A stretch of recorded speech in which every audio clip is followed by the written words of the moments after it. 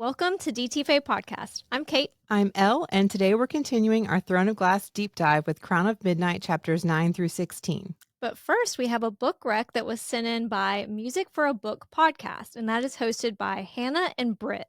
Their recommendation is A Sea of Song and Sirens by Whit Stanfield, and that is an indie debut author. So this was totally new to me.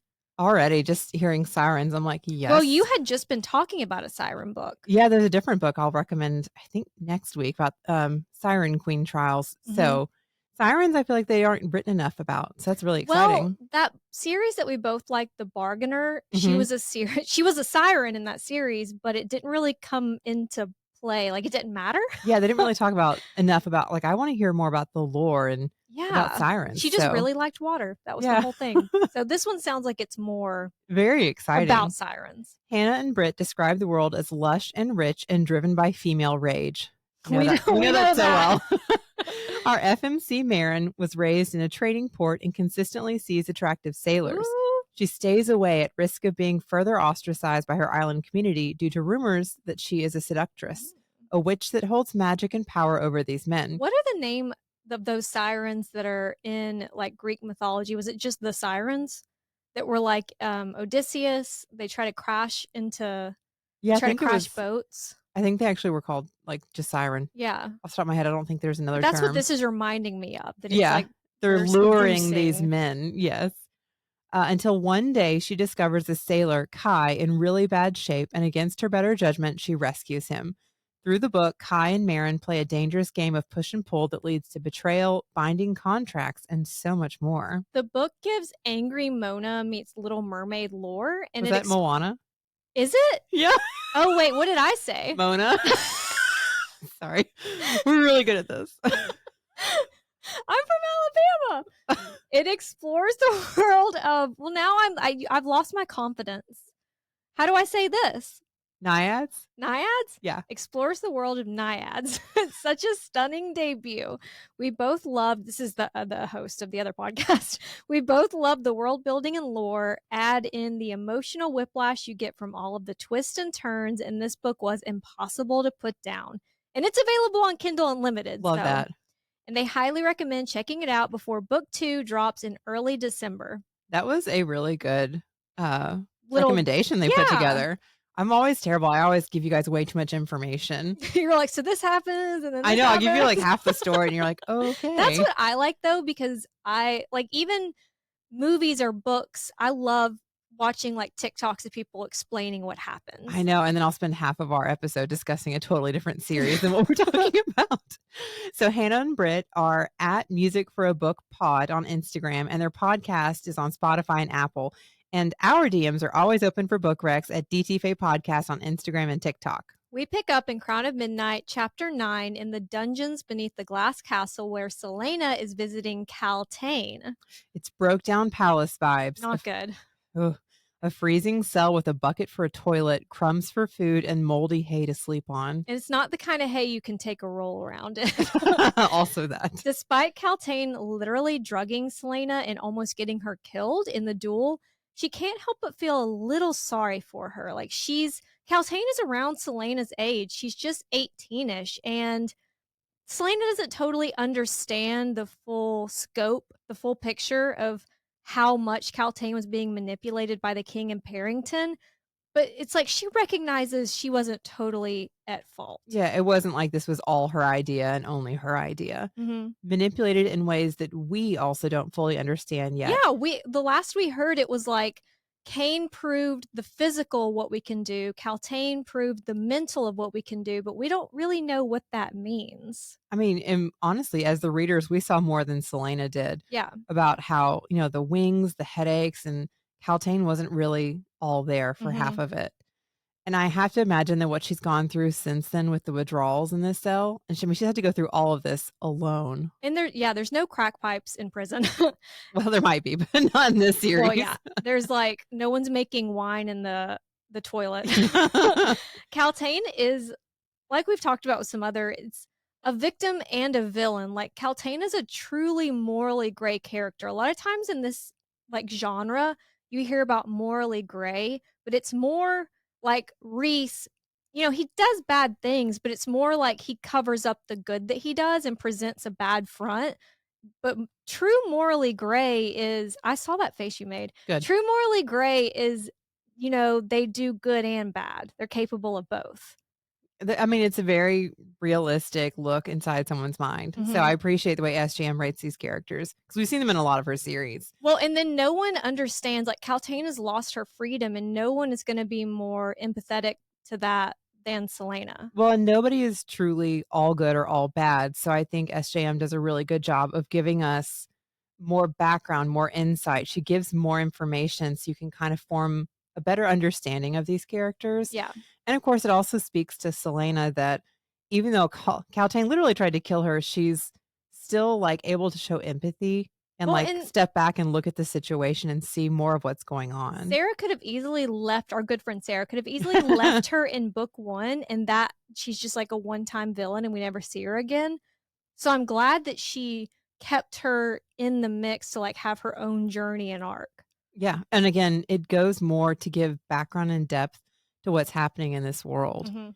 Selena asks Kaltain about Roland, and with a hint of madness in her eyes, Kaltain tells her the things she's heard about Dorian's cousin, or would have turned the assassin's stomach.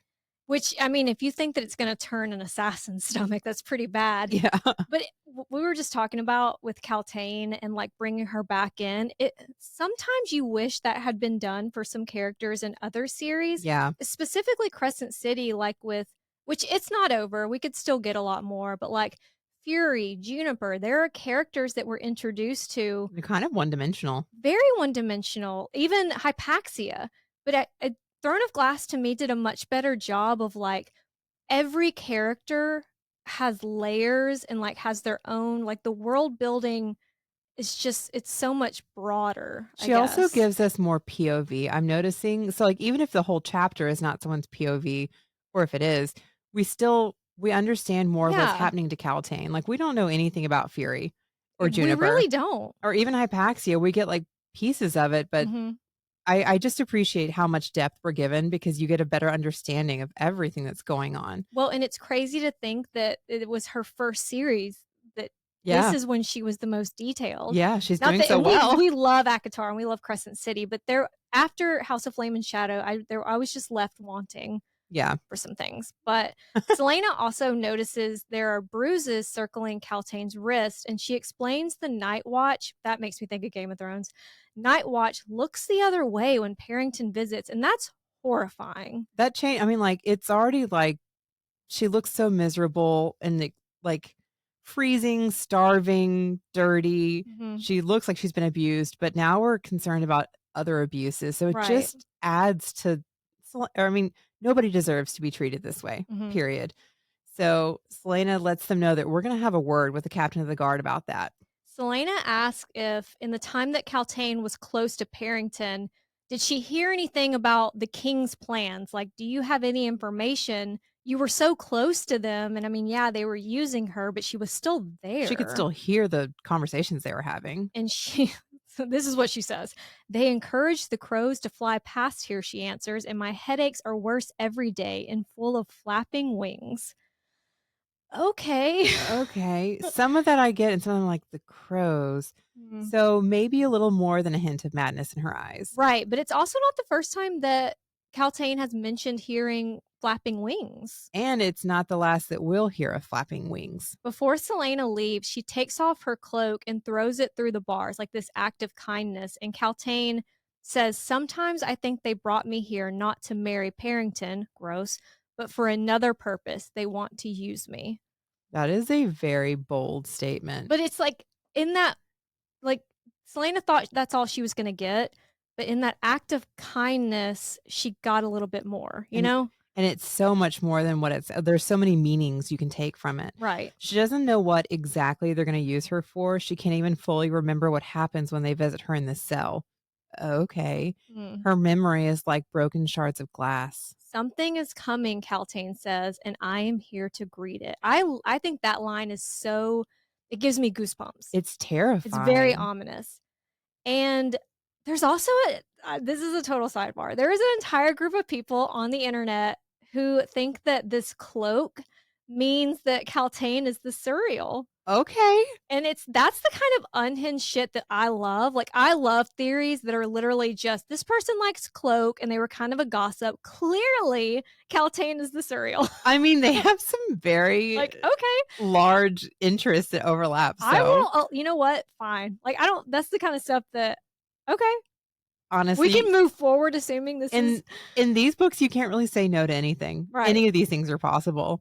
The next morning, Celaena, Nehemia, and Fleetfoot are having breakfast in bed, and the princess is outraged when she hears about Kaltain. At least Chaol is dealing with it. After hearing about what was going on, he returned with a bloody knuckle, so he took care of it. Right. Which Celaena saw because she was once again in his bedroom. She is the girl that your boyfriend tells you not to worry about. Like, we're really? just friends. She's just hanging out in my room. She's one of the boys. Right. Nehemia talks about a time when courts valued honor and loyalty, like Terrasen, where they served King Orlin. And King Orlin was the last king of Terrasen. The king of Otterlin attacked Terrasen first because it was the strongest, and if given the chance to raise an army, they would have beat Otterlin. In fact, if Terrasen were to rise again, it would be a genuine threat to the king.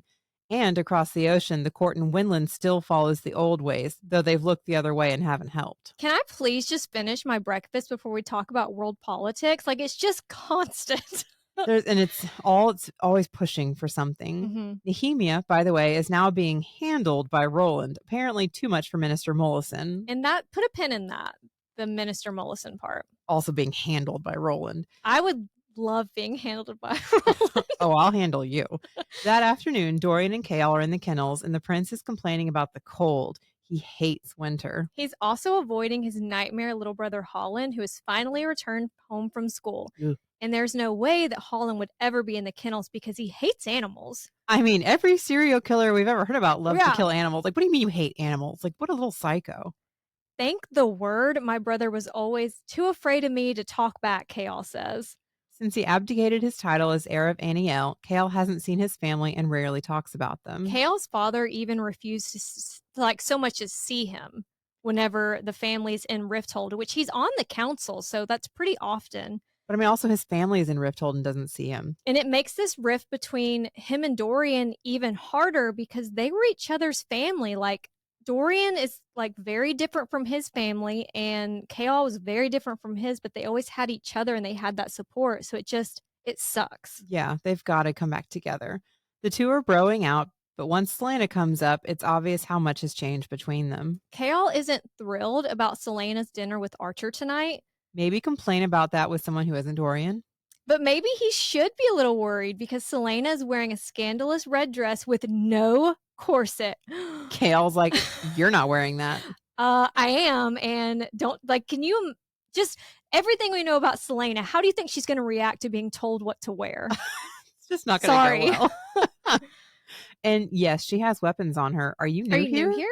But just like Chaol assumed, she wants Archer to think that she doesn't have anything underneath the dress, and there is no corset. But there are knives strapped to her legs and pins in her hair that are razor sharp. Whatever. I'll see you tomorrow. He's like, tomorrow? Bye, bitch. Bye.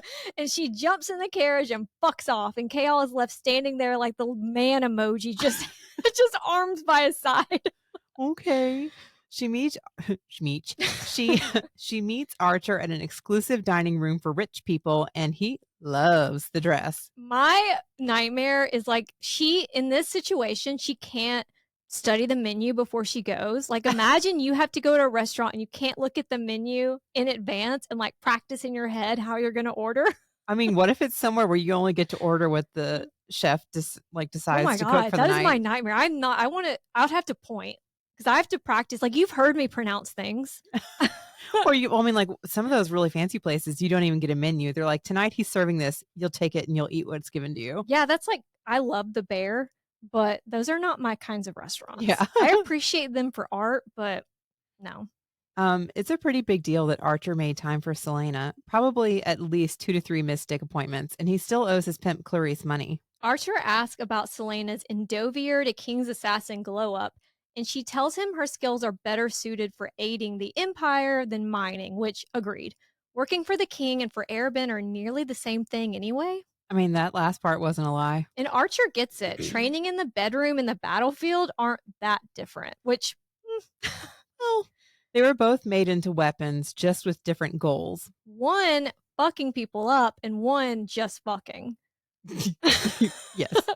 His and Celaena's stories aren't that different either. Clarice found Archer as an orphan at 12 years old, and when he turned 17, there was a bidding party for his virginity. That's disgusting. How are you going to prove that? Just curious. Oh, I'm sure. It's like, so our thing when we used to go out is we would always be like, we just moved here. It's our first night in Nashville. And we would always get free shots. Yeah. But then, do you remember the time at 12th and Porter where I was like, it's my first night in Nashville? And a guy was like, you said that before. Oh, no. Like, it was the same guy. Like, do I know I you? literally just had to walk away. They spend the dinner flirting, and she winds up in his carriage after. Ooh. So cue a string version of a Pitbull song. That's really funny. He asks if she wants to come inside. Doesn't your dick want a night off? It's very different when it's my choice. And that's like, when he said that, I was like, yeah. That's really sad too. But not having choices in your own life is something else that both Archer and Celaena have in common. She asks if he hates his life, and he answers honestly, sometimes. But someday he'll have enough money to pay off his pimp and be free. He's going to hang up his thong for good. The mention of freedom reminds Celaena of a time the world was wide open and she and Sam had been about to enter it. By the way, the king sent me to kill you. Archer is across the carriage with a They're hidden having this like deep moment. Well, honestly, he's like getting seductive, and then she's like asking I'm here to kill him, you. like, well, also she's like, do you hate your life? Like, let's make it sad, and then I'm going to kill you. Yeah, all of it. He is across the carriage with a hidden dagger before she can even blink. She explains the king thinks that Archer is part of a rebel movement to stop whatever plans he has. I might be a whore, but I'm not a traitor. Put that on my tombstone. Archer might not be a traitor, he says, but he can spill the tea on another group that's gathering power in Rifthold. Convenient that he has that information. Just, yeah. I mean, I understand. Even in Assassin's Blade, when they need information, like Sam goes, that's who he goes to. Like, those are the people that overhear everything. Yeah. But this is a lot of information that he has. It's interesting he didn't offer it up until he's going to die. He was like, wait. Yeah. I might know something. This group recently learned that the king might be planning some new horror and they want to stop him. Crazy timing, since Celaena also just heard that the king has some evil plans on his to-do list. Archer says he's heard clients whispering about a group who wants to put Aelin Galathynius back on Terrasen's throne. But Aelin, the lost heir of Terrasen, is dead. They say she's alive, and she's raising an army against the king, looking to reestablish her court and find what's left of King Orlan's inner circle. You sure do know a lot for a non-traitorous whore. And the same day that Nehemia brought up Terrasen's court. But didn't Nehemia swear that she would never lie to Celaena again? Celaena's positive that if the people are claiming to have met Aelin, that person is an imposter. An impostore! Archer's like, I'm so fucking scared right now. But I have no intention of killing you, Celaena says. You can fake your own death. Because you've started with that. I'm not going to kill you, but the king wants you dead. Not the king wants you dead, but I'm not going to kill you. Also, I know she's a Celaena, but I have an ick where he's like, I'm so scared right now. What? I'm so scared. I have a dagger. You have a hidden dagger. Like, calm down. You can fake your own death right now and flee the city before dawn, or I can give you until the end of the month. 4 weeks to get his whole affairs in order. But only if he gets Celaena's deets. He has to get Celaena deets about this Terrasen rebel movement. I assume that he needs the rest of the month to untangle his money, and that's untangling all of the dollar bills from a G-string. But he's also thinking, like, is this a blessing in disguise? Like, I can be free of my pimp. I can start a new life. Like, is this kind of what I've been looking for? I mean, that's also valid. He asks why the king suspected him in the first place, but she doesn't know. She was just handed a piece of paper with his name on it. There's a ball tomorrow night at the client's house that he can sneak Celaena's into. I don't know what I just said. There is a ball tomorrow night at a client's house, and Archer can sneak Celaena into it. It's like poke around. So this is one of those people that he thinks is involved in this group, and he's going to get her in so she can just snoop. If I find out that you're drawing too much attention to yourself or trying to flee, I'll end you, she says. then returns to the glass castle. Specifically to Chaol's bedroom, where our boy has been stressing. Like his hair has been like he's been doing his hand through his hair, his like shirt's all like wrinkled Color and me surprised you're back early and in my room. And she tells Chaol everything. everything except the choice that she gave Archer, the parts about Aelin seeking to reestablish her court, and about Archer not really being involved in the rebel group, allegedly. Also, her goal of uncovering the king's secret plans. So yeah, she tells him pretty much She's like, nothing. I tell him everything except everything. And he asks when she's going to tell the king, but not until she knows if any of this is real. Chaol is worried, even if he knows that Celaena can look after herself. He's worried because he cares. Like, he knows he shouldn't, but he does. And he'll always tell her to be careful because he'll always care about what happens to her. Oh. Oh. But it just kind of ends like she's just like, oh. Oh. The masked ball is held in a riverfront estate along the Avery. And Selena's OOTD is a white gown with chiffon and silk patterned like overlapping feathers and a matching mask with ivory feathers and pearls woven through her hair. That sounds so gorgeous. That sounds beautiful. That's something we've talked about I really missed in Crescent City was the beautiful gowns and the mask and like the descriptions. It was like Bryce is in a tight dress. And the details, you know, like details. All the details and the accessories are pretty. Well, and that's one of my favorite things about ACOTAR is, well, like the different dresses and crowns and the courts and like the description. Yeah. And yeah, I love it. It's lucky that it's a masked ball, too, because she certainly knows a few of the guests, like Madame Clarice. Even luckier that Arobin is not going to be here, and neither will Lysandra, a courtesan that Celaena has beef with. So it's like, that's a little name drop, but we don't get any more information. So just put a pin in that. Archer, by the way, is dressed like a wolf. It sounds so sexy. He really is a wolf in a big dick sheep's clothing. He slides up to Celaena and fills her in on the host, Davis. He's so sneaky. A sneaky little link. Davis has been a client of Archer's for a few years, and that's why Archer has been able to notice the change in his behavior. Like, Archer's very good at what he does. Like, he picks up on a lot. Very perceptive. And he's noticed that Davis is getting more and more paranoid and eating less. Archer has to get to the auction for him. It's so gross. Like they're literally auctioning Archer off. Yeah. Ugh. That's disgusting. I mean, he's the top guy. Shouldn't he have a little more It's weird that all of your agency? clients are in one room together. I'm like, are we fighting each other? Like that would I'd be somebody we're gonna fuck later. I don't know what's worse, like being auctioned off or not going for much at an auction. Yeah. Neither one feels real great for different reasons. But first, Archer points out Davis, a stocky, middle-aged man that Archer thinks might be a key leader in this alleged group. One night, about 2 months ago, Archer was at Davis's house when 3 of Davis's friends, who were also clients of Archer's, like, damn, showed up, and Archer accidentally overheard them ranting about the king. And regardless of what they say, they don't care about Aelin Galathynius. They just want a ruler who serves their best interests. So this isn't really a rebel group to cheer on. Like, a lot of times when in any book series or movie or whatever, you hear about a rebel group, like those are the good guys. Yeah, but their motivations are not pure. Right. They aren't even from Terrasen. She doesn't even go here. Davis' family was years ago, but he spent his whole life in Rifthold.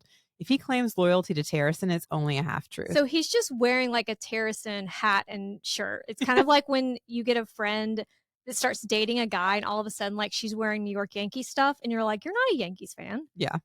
They're self-serving bastards, but they have rescued a good number of would-be victims from the king's gallows. And they managed to save one of their informants from being interrogated by the king by smuggling him out of Rifthold. I highlighted that because I cannot place who that, like, did you get a sense that we should know who they're talking about? Like, I went through mentally like a list of who came into the castle and disappeared, and the only person I could come up with was Knox Owen. But he left after Celaena warned him about the Ritter Act, and I don't think that he was part I feel like of a rebel group. These are all things we haven't been informed about yet because the focus of book 1 was just to get through the tournament. Yeah. You know, so like it wouldn't be a character that we know, I don't think. Yeah, the only person I could think of would be Knox, or we just aren't privy to. There were all these other subplots. Well, there's so many times when Sarah will hint at things that you're like, ooh, is this what I think it is? Yeah. But I think this one might not be. Okay. But, you know, Knox Owen, we'll see him later. We will see him. But again, you know a lot for someone who is completely uninvolved, Archer. And another thing, are none of these things on Chaol's radar? Like, Archer knows more. No, Chaol was shocked when this was mentioned, remember? And he has not asked any follow-up questions No. that we know of. Chaol had to take a Grippy Socks vacay after killing Cain, so there's no way that he's the Azrael of the operation. And it makes you wonder who is the Azrael of this operation for the king. Even though, if you think about it, Azrael has not like been on the front end of a lot of secret plots and things happening. Burn again. Sorry. But also, as we say that, like, the king told Celaena to kill Archer, not to investigate. So again, who is the Azrael that's investigating this rebel movement? Like, right. Who is this for the king if we haven't seen them? Is that the person that is putting together this list of people for Celaena to kill? Like, is there this other person? There's something we're missing. Archer sneaks Celaena into Davis' office by pretending that they're getting intimate. Now, I'm a method actor. Like, maybe we should make out a little bit first. Someone's looking. We gotta have sex. Touch me. Before she can pull out one of Philippa's pins from her hair, Archer pulls out a pick. He is the Swiss knife of horrors. Like, there is just so much more. There's clearly more, like a lot more to Archer. Yeah. Once they're inside Davis's office, Archer leaves Celaena to snoop. He has to go, BRB, I gotta go be auctioned. Ugh. And she's going through stacks of papers, ledgers, like it's normal, boring office shit. A book on a shelf catches her eye, a book with a single word mark written on the spine in blood red ink. And inside are even more word marks, like every page is covered in this language that Nehemia said was secret, old, and forgotten. But here it is. Has it out. Like, okay, so what is this book and how did it escape the burnings with the rest of the books on magic? On the inside of the back cover, someone has written a fucking riddle. Here we go. It is only with the eye that one can see rightly. Great. More fairy tale bullshit. Perfect. Another riddle. So tonight's little room raiders has only raised more questions, and now there are footsteps in the hall. Davis walks into his office, and Celaena tries to play off being in there as crying because she's been dumped. Anne wonders if there might be something wrong with her because she can cry too easily. How am I able to do this? But Davis isn't falling for it. Because he knows that women cry in the shower. No one has keys to Davis' study, and he manages to cut her with a dagger before she has him on the ground. A poison dagger. Where is Paylor when you need him? Everyone laughed at Paylor, but he would have come in handy in a few situations now. This is all like the real story of Throne of Glass is the dangers of cheating on a test. Because how many times does Celaena have to get poisoned? I'll say this is our second poisoning. Maybe we should have studied. Ooh. The dagger has Gloriella on it, a mild poison that causes hours of paralysis. That's terrifying. The same poison that was used on Celaena the night she was captured and handed over to the king's men. So not only is she poisoned in this moment, she's triggered. She knows that Gloriella is like racing through her just as it did the days after she was laying beside Sam's broken corpse, smelling the smoke still clinging to him. So she knows that she has to go now. She's already starting to feel the effects, and this middle-aged fuck is stronger than he should be, almost like he was trained. And not free self-defense classes at the Y, but trained or not, she's Outerland's assassin, and she takes him out with a slice to the throat and jumps out the window. That would take me out, jumping out of a window. Then Celaena is sprinting through the city to the glass castle in the one room where she knows she'll be safe. All she gets out is Chaol, Gloriella, before she passes out. And, okay, so he's panicking for a while before he puts it together, even though, really, she gave all the information. He had all the pieces. I think one of my favorite micro tropes is it's like a male nursing a woman back to health. Like, or being, the MMC is really upset because the FMC has been poisoned or she's sick. Like, there's a lot of examples, but I keep talking about A Court This Cruel and Lovely. Something happens to her and he's, her bedside every single day, like yelling at everyone, just overly protective. I love that microtrope. I mean, Bride was a good example of that too. In Fire and Flesh, like Nyktos forbids Sarah to die. In the end of Fourth Wing with Xaden and Violet, where he's by her bed. Like, I love that. I don't know what you'd even call that. It's a good trope. Just like having to care for someone else. And of course, all of their feelings are exposed. And just being so overly protective. Yeah. It's one of the longest nights of Chaol's life. Celaena laying there paralyzed, covered in blood. And he can't even find where the blood is coming from because she has all these like layers of this frilly dress. And I just picture him like throwing it off. Being like, where's the blood coming from? Just like ripping it apart. But I do think the reaction here from Chaol, like his panic, and then in book 1, they talk about this chain between Celaena and Chaol. It makes me wonder if Sarah had different plans for these characters at this point in the story. Like, were they going to end up being mates? Um, I mean, anything is possible. We'd have to ask Sarah to confirm, but I don't personally think that was her plan. But I do think that she was showing like the first really strong connection that Celaena had had in a very long time. And of Yeah. course, it's the first like really deep one for Chaol. Mhm. His panic clears enough to process what she said, Gloriella. So he quietly summons Rest to find a healer and wraps Celaena in his cloak so that no one can see the blood. I mean, she did just murder someone, so Chaol is basically hiding the That evidence. took a turn from your lofty goals and Right. opinions, which goes against like his entire personality. And they force the antidote down her throat, and for hours, Chaol is holding her hair as she vomits. Like that birthday, I was throwing up, and I was wearing a strapless dress that rolled down to literally my stomach, so I am topless throwing up. It was like every time she violently. vomited, it like forced it down so her boobs would pop out. Oh, man. Sorry, that's such a funny visual. Thank you for adding that to it. Once Celaena is sleeping, Chaol sends Rest and his most trusted men into the city to find out what the fuck just happened. They're just running around the city going, "What happened? Like, whenever they say that in a book, they're like, go find out what happened. I would run out in the street and be What like, happened? Just tell us."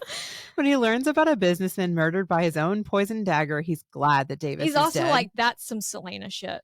But also now it's okay because if he weren't, Chaol would have gone back to finish the job. And okay, now that you've killed somebody, you're like, I can kills take care one of it. person. Okay, sure, Chaol. Celaena wakes up in Chaol's bed and sees him asleep in the chair like a gentleman. Again, that's very Fourth Wing. I mean, this was before that, but you know what I mean. But as soon as she speaks, like he's awake and alert. He's right at her side. And asking questions. Did you kill Davis because you were snooping in his office, got caught, then he cut you with a drug blade? You're honestly better at your job than I thought. Yeah. Are you going to tell the king? No, but the next time you do anything like this, I'm throwing you in the dungeons. Not for killing Davis, but for scaring the hell out of him.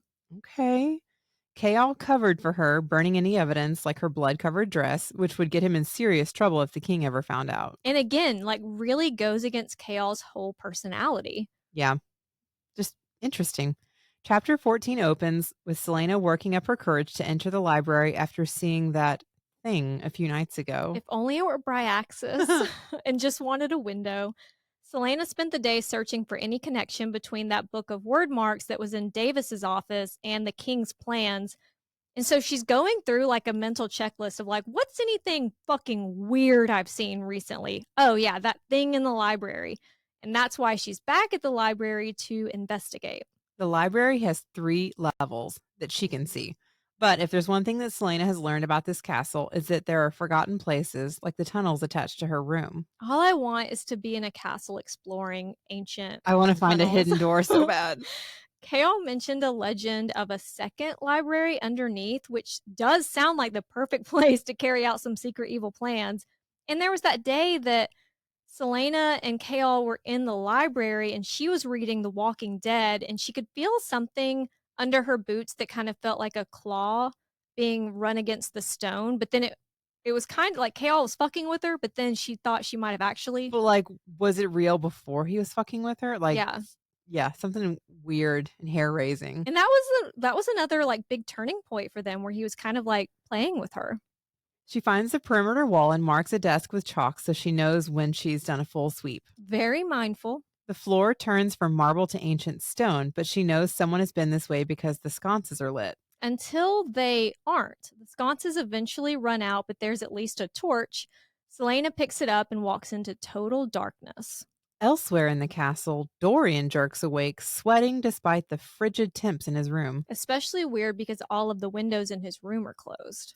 Dorian was having a nightmare of teeth and shadows and glinting daggers. An Illyrian sex dream.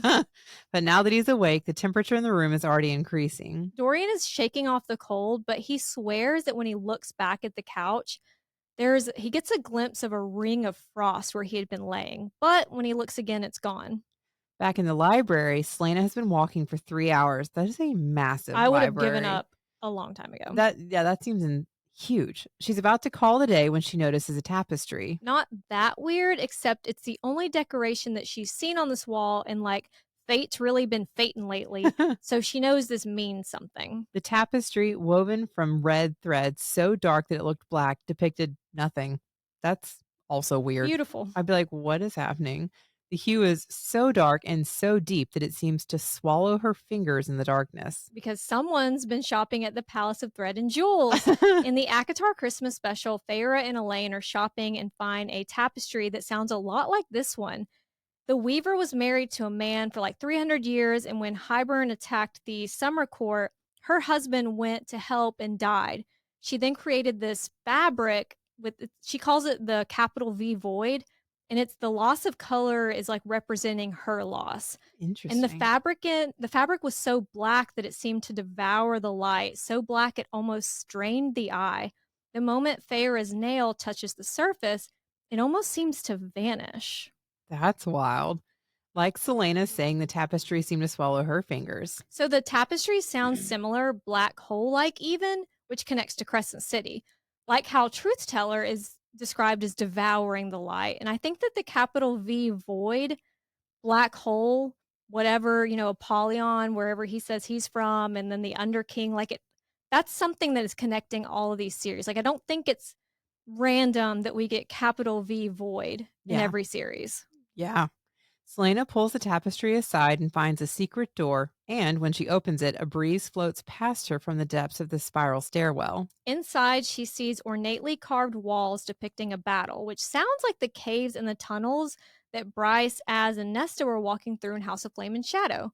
Especially when she reaches gray stone depicting a forest full of fae with their pointed ears and elongated canines. She needs Bryce in her art history degree. But doesn't it sound like when she was walking through and it was like showing the history? Yeah. Oh, yeah. Celaena notices a thin groove in the walls, barely 3 inches deep, and after she pours liquid from a silver lamp inside, she lights the oil with her torch, that's pretty cool. Like that visual of it like racing through the darkness. Yeah, to light everything. Mm-hmm. There's been several movies that makes me think of, like, oh my gosh, it's just on the tip of my tongue, and I'm drawing a blank. Who's in it? Nicolas Cage. God, that could be. No, it's the National Treasure? Yes, thank you. Okay. Where they literally like lights up the treasure room. Wow, I was dying for a minute. Sorry, guys. At the bottom of the stairs is a corridor that smells terrible. And there's also a torch laying at the bottom of the steps, which doesn't seem like that's concerning. It's like when you see an empty wheelchair, just like out in the wild. What's happening here? It's very concerning. She picks up the torch and casual. She picks up the torch and walks through the hallway, crammed full of bookcases and shelves filled with old books, scrolls, and pieces of parchment, giving the impression that someone had just walked away from reading them. Everything is old and busted, like your parents' VHS tape of Far and Away. I can't believe you brought that up. For those of you who don't know, Elle has movies that are like comfort movies that you watch over and over and over again, and Far and Away with Tom Cruise. What is that, from like the 80s? Probably. You wore that out. I was very young and it was very romantic and I wasn't supposed to watch it. So I watched it a lot until I broke the VHS player. We did watch Top Gun last night. So we were talking about Tom Cruise. That's how this came up. Thank you for mentioning Tom it. Cruise. I think that he has aged very well. He's aged very well. We're on, like, it was half and half. Like the girls, half were like, yeah, I would with Tom Cruise, and half said no, which is wild. He's a movie star. He also looks real good. Real good. I mean, compare him to Johnny Depp. Ugh. Yeah. Gross. So she starts snooping and finds maps and receipts from old kings. It's like boring castle records. The stairwell, though, is old, like maybe even older than the castle itself. Could something have been here before the castle? And is that why Gavin picked this site to build his castle? To hide something? I wish you could Google it, Like, it would be so hard to live without that. There's another breeze, but this one smells like iron. Because at the bottom of the stairs is a locked iron door, and only a locked iron door. Well, it's a door. It's a locked door made from the one element immune to magic. Everything about that is very interesting. Mm-hmm. Magic that before 10 years ago was believed to have originated from the gods, despite the king of Adarlan's propaganda. There was magic to heal, to shapeshift, to summon flame or water or storms. You could encourage the growth of crops or plants. You could glimpse the future. Like there were a lot of it A sounds lot of positive, positive things that good. came from magic, yeah. Most of those gifts were watered down, but for some of the rare strong ones, when they held on to their power too long, the iron in their blood caused fainting or worse. It's like when I was anemic in high school, the opposite. So this iron door here in the castle is sus. First of all, magic has been banished, but here in the king's own house, there's a door that repels magic. So is it keeping someone out or something in? Celaena is Adolin's assassin. She knows how to pick a lock, but this door doesn't even have a keyhole. Or a sassy door knocker to judge you? She starts to turn away when the eye of Elena warms against her skin, like, not so fast, bitch. There's a shadow she can see on the other side of the door. So you remember in Signs where he like puts the knife up under the Yeah, door? and he's like looking in the Yeah, pantry. she does that, and she does see a reflection of two green gold orbs. Eyes, but probably the eyes of an animal, right? It's me waiting for the ACOTAR announcement.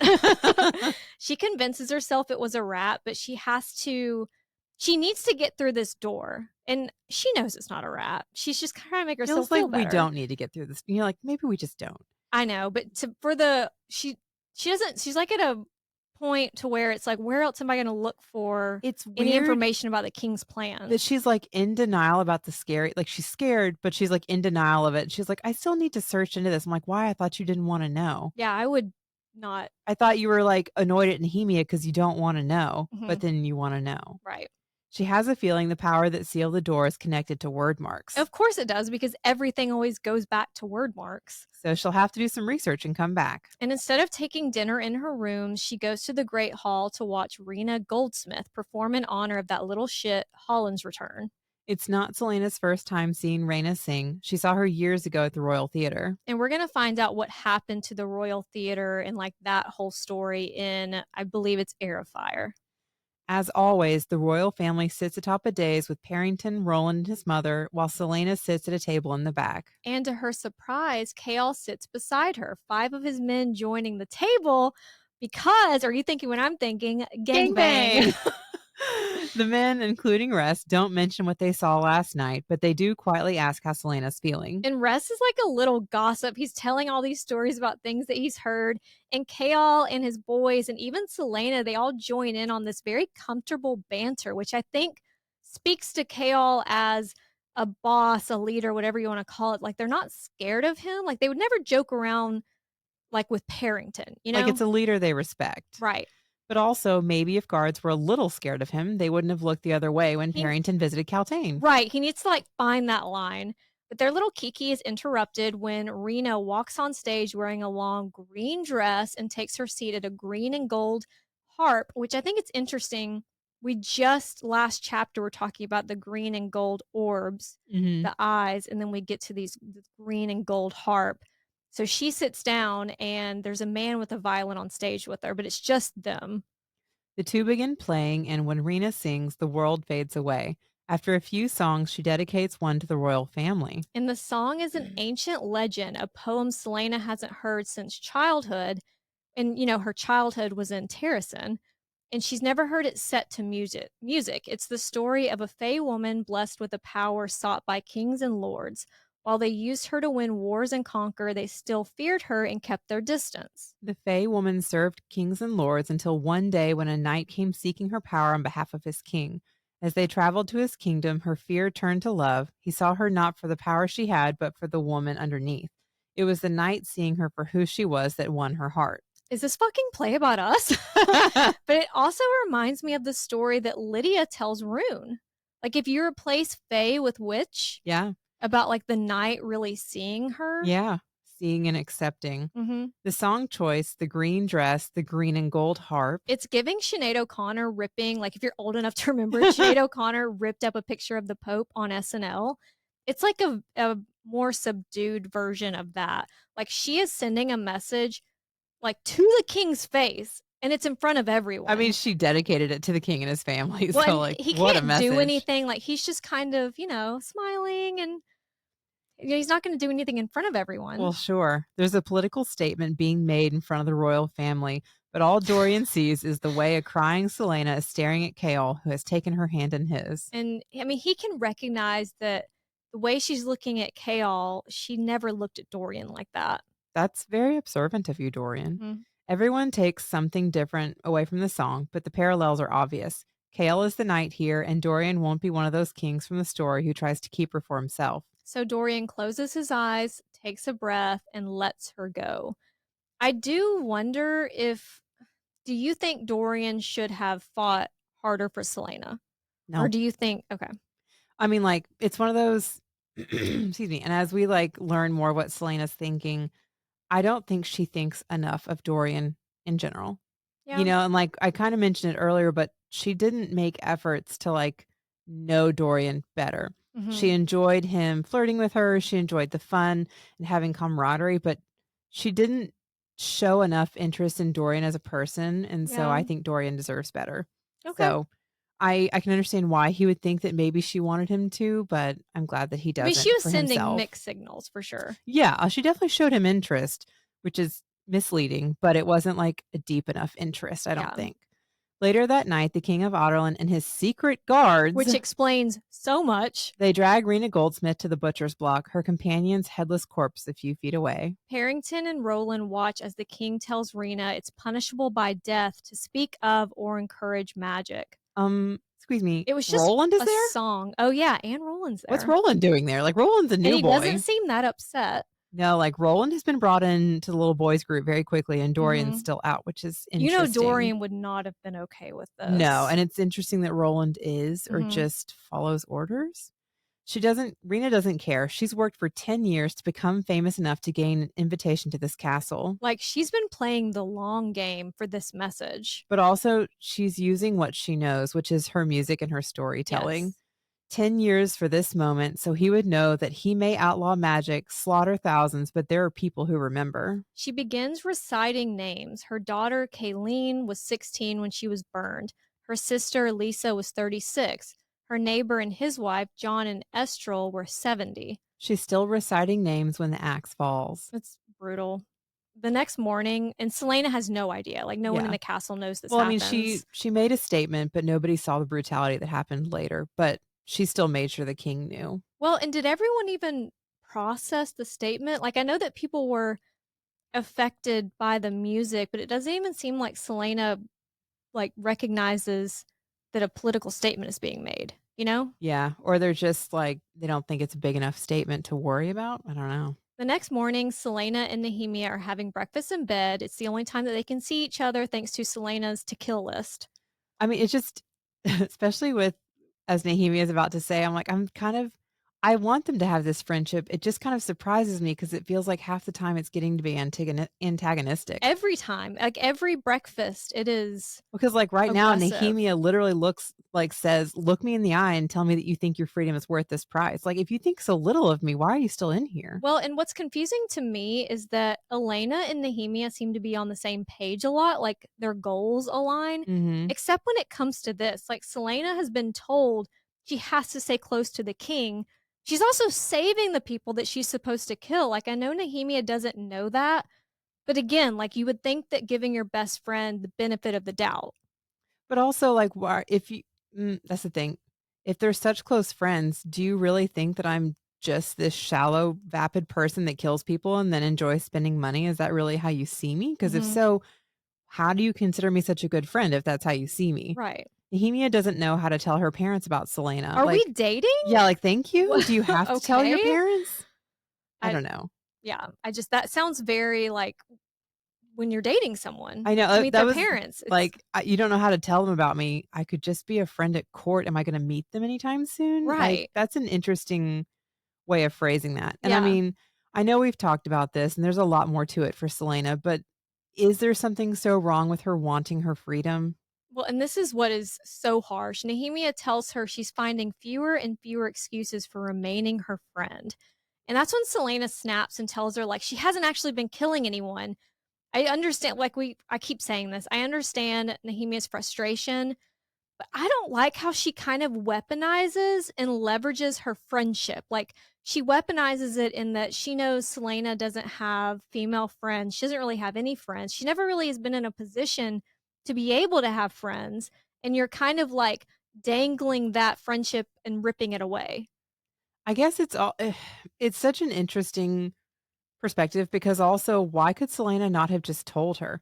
Like, I you don't know that know. Nehemia is working towards finding out what the king is up to. Like, she would understand if you're not killing these people. So like, why did she have, like, not that it's okay, but why did she have to threaten you with something important to get you to even admit that? Well, I mean, the king did threaten to kill Nehemia and her family. Like, I think she thinks, I don't know. She should have told her before I now, know, but but I'm also, again, it's also like if you told her, could she have taken some safety measures? Like, mhm. it's a lot of back and forth questions on for both sides. Yeah, you're right. Selena tells her about the deaths that she's faked, and Nehemia responds, "He'll kill you if he finds Do out." you want me to kill people or I know, not? wasn't Like, this you're like never happy. you literally just told me that it's not worth being my friend, and now you're like almost telling me not to Yeah, do that I'm, something like, putting helpful? myself at risk? Do you care? So many questions. Nehemia asks what information Archer has given her, and she gives a rundown of the rumors of Terrason's lost heir and what happened with Davis. And while we're opening up, and by we, I mean me, because it's never a Nehemia open up, there is a secret room in my door. There's a secret. You said that with such a straight face. I know. There's a secret door in my room. We'll get there.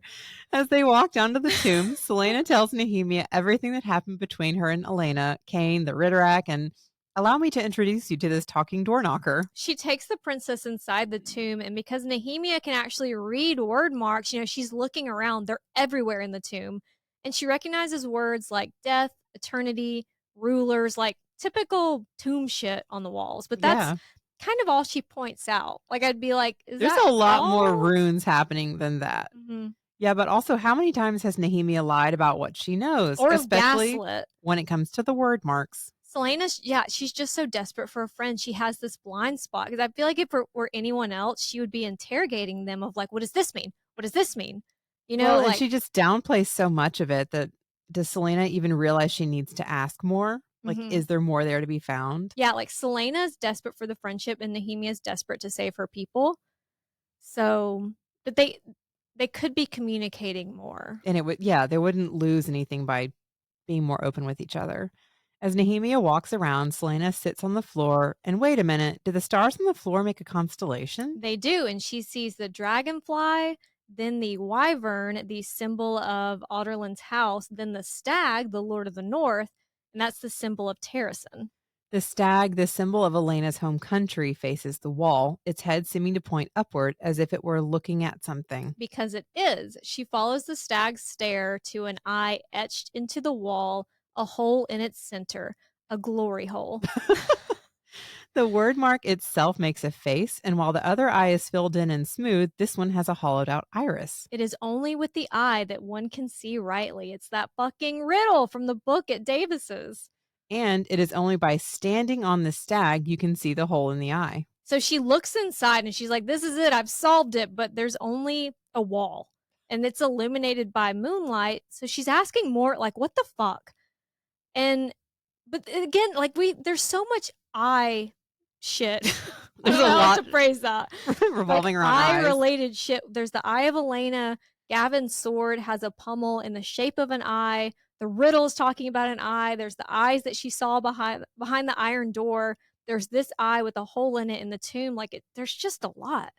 And also Mort's not much help. He's following those fairy tale rules, so she has to ask the right questions before he can answer. That would be so frustrating. Nehemia suggests, like, maybe it's just a prank or nonsense, but come on, like, look at all these word marks, That's the part that would really frustrate me. She tells Nehemia about the riddle from Davis's book, and Nehemia again is like, oh, that sounds like an idle lord's nonsense. If you want me to do more and ask more questions, why are you keeping things from me, Nehemia? It's gaslighting. There's a lot of gaslighting. It sounds like this is what you want me to be doing, so why are you preventing it? Like, yeah, why are she's you like, standing in my that way? means nothing. The word marks mean nothing. The eye means nothing. And Nehemia says, trust me, but be so fucking for real right now. I mean, it gives more questions that don't add up. At least Nehemia agrees to teach Celaena to read word marks. I also highlighted Nehemia says, I'm surprised you told me, like about everything about the tomb. But she doesn't say, I'm surprised there was a secret fucking tunnel in your room and that you're faking all these deaths and there's a rebel group of gigolos on the loose out there. Like I'm surprised you told me. Mm-hmm. Philippa delivers a letter from Archer with names of people who might be involved in the movement, people associated with Davis. And that wipes the smile off of Nehemia's face. But why would Nehemia care about this random group of rebels? It takes all day to hunt down the men on the list. But I mean, also, she's not going to kill them because she's been sneaking people out. So then, like, Why why are you so upset? concerned? It doesn't, yeah. It takes Celaena all day to hunt down the men on this list, but after finding nothing particularly interesting, she returns to her rooms and finds a note from Chaol. It's a post-it note, and it says, I'm sorry, I can't, don't hate me. Sorry, that's Sex in the City. Actually, the king has commanded Celaena to be on guard duty yet again for the royal ball. And we will pick up with Celaena dancing like no one's watching next week. Oh, but they're watching. They're watching. We'll also get a very interesting convo between Nehemia and Dorian. And we're going to go back to doing 8 chapters an episode, at least for Crown of Midnight. So next week we will talk chapters 17 through 24. In the meantime, have a panic attack. You earned it. Thanks, y'all.